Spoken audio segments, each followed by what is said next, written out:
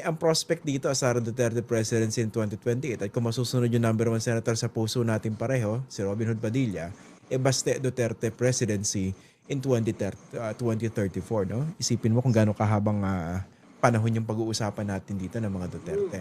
So, with that, no, with that context in mind, ano ba sa tingin nyo, Senator, itong objective nitong Rage Coalition na ito na pinamumunuan ng mga Duterte? Well, una, dalawa yung layunin ng rage, ng galit. Una ay gusto nilang i-harness itong nabubuong galit ng mga mamamayan dito sa economic crisis na nag-unfold sa ating bansa. Bagamat may bahagi nito na external, gusto nila lahat ito ay isisi doon sa gobyerno, doon sa presidente, na dapat naman singilin din. Pero kailangan malinaw din na marami sa ating mga problema rito.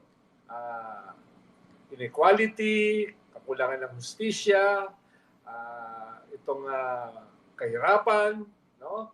Ay may pinanggalingan din na kasaysayan. Lalong-lalo na yung recent history ng Duterte government, ng Duterte administration.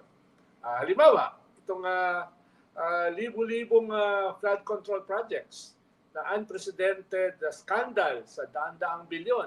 Nagsimula itong libu-libong flood control projects sa gobyerno nila.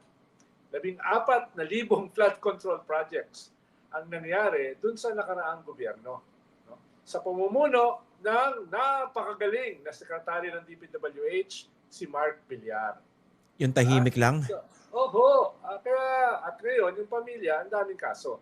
So, huwag na nila isisi sa kasalukuyang gobyerno na alam naman natin ay may mga pagkukulang din. Kung hindi marami ring pagkukulang.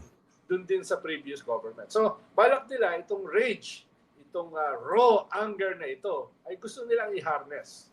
No? At sila ay magmamalinis dito. No? At ang may kasalanan lang nito ay yung kasalukuyang gobyerno. No? Ikalawa, ay gusto nila takutin itong mga politiko na posibleng bumoto sa impeachment ng Vice President, ng kanilang leader. No? Gusto nilang takutin. Kayo din, pagka kayo ay pumirma dyan sa impeachment, haharapin nyo ang aming galit. Haharapin nyo ang aming vengeance. There will be hell to pay. So, hindi yan nawawala dito sa kanilang mensahe.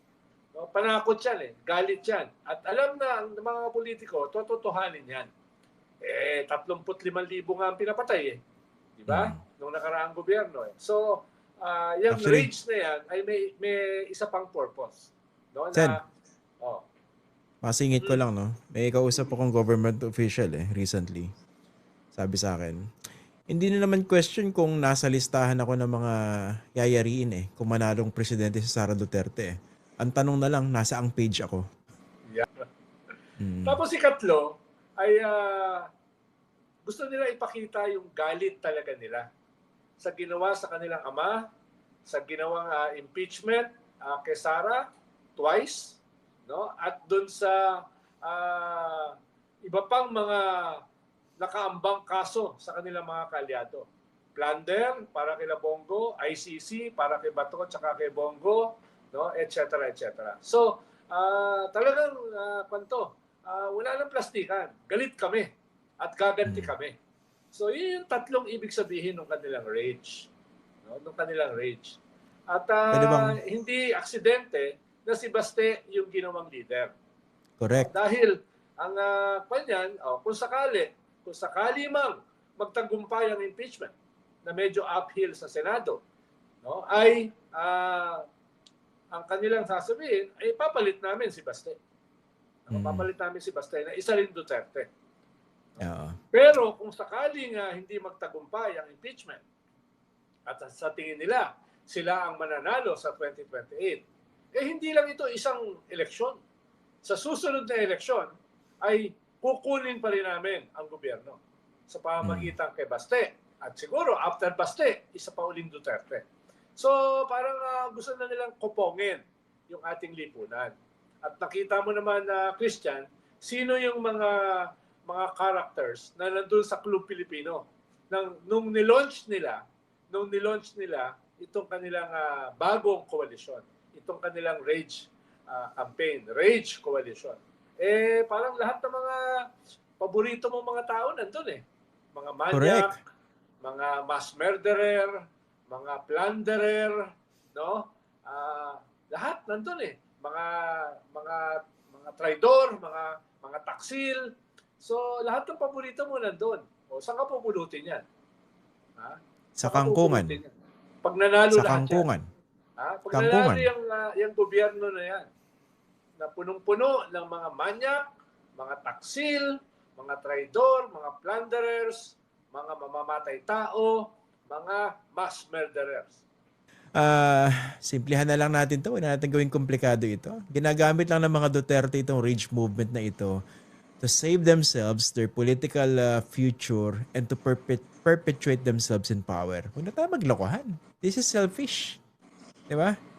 Pansariling interest ito. At yung mga nagwawagayway kanina, yung mga sumuporta sa kanila, yung mga nagtataas ng mga fist nila, yung mga oportunista yung karamihan doon. Of course, iba ron, mga nabola rin. Iba ron talagang passionate sa kanilang pinaniniwalaan.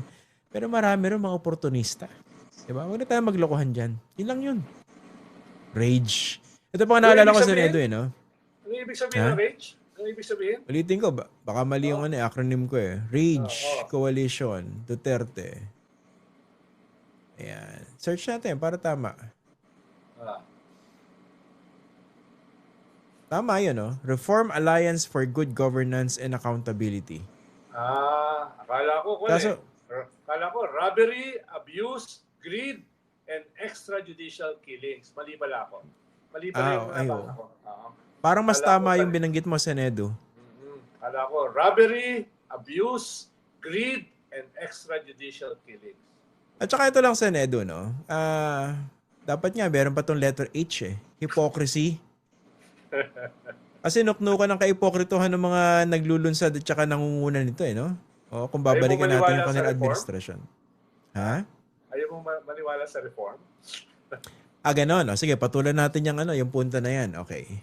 2016, arguably in the post-EDSA years, no, after Cory, sabi natin after Cory na lang, you would know this more than I do, San Edo. Sino ba yung naging presidente natin na meron talaga napakatakas na political capital that would have been enough for him to really push for substantive, substantial, and lasting reform sa ating gobyerno?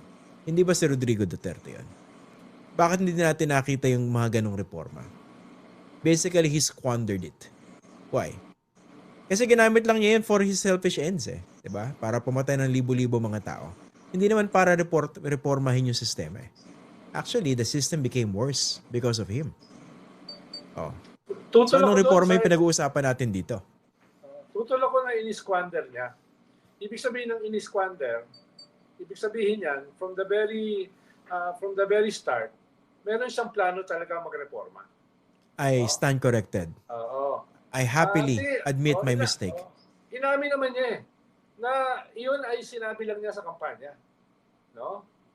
Hindi niyo, ba't yung sineryoso? Di ba sabi niya, ba't yung ako sineryoso? Kampanya yun eh. No? Siya na mismo nagsabi. Kaya wala siyang in-squander. From the very start, balak talaga niya mambudol. Parang yung jet ski yan eh. Di ba? Ilalagay niya yung flag ng Pilipinas, riding a jet ski dun sa artificial islands ng China para paalisin sila.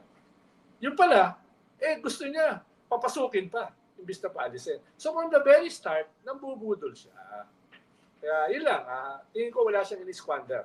Dahil from the very start ay wala siyang plano na magkaroon ng reforma. Tsaka naalala ko lang nung pinapanood ko yung kanilang gathering dyan sa Club Filipino. Diba ito rin yung ibang mga tao na nagsasabi na, teka, huwag natin pag-usapan ng politika sa panahon na matindi ang krisis. Politika yung pinag-uusapan nung kanina. Nasa backseat yung issue na ekonomiya. Bakit kanyo? Diba si Vice President sinasabi, diba nagdeklara yung kapatid ko, tatakbo siya sa pagkapangulo. Kumilors na tayo ngayon. May ganun siya eh. Oo. Tsaka ako, napaka linaw naman eh. Nilunsad nila yan on the eve nung Justice Committee hearing bukas. Ganun ba? Yan, hindi ko alam yun. Ganun ba? Exactly, para sa politika. di ba? Ganun ba yun? Para takutin yung mga kongresista, no? Para ipakita yung kanilang galit dito sa proseso ng impeachment na pinapatigil uli nila sa Supreme Court, no? Na nakakatawa yung nobela na yan, no? At the same time, ay gusto nilang takasan, no? Sa ano sabi mo ng isang gabi? Natakot, no? Natakot dyan sa impeachment na sabi nila magkakaroon ng bloodbath. Bloodbath. Ano nangyari? No? Naging bath na lang, wala nang blood. Sabi niba bubble bath eh. Oo, bubble bath. So ganun, no? Malinaw naman na political yung objective diyan.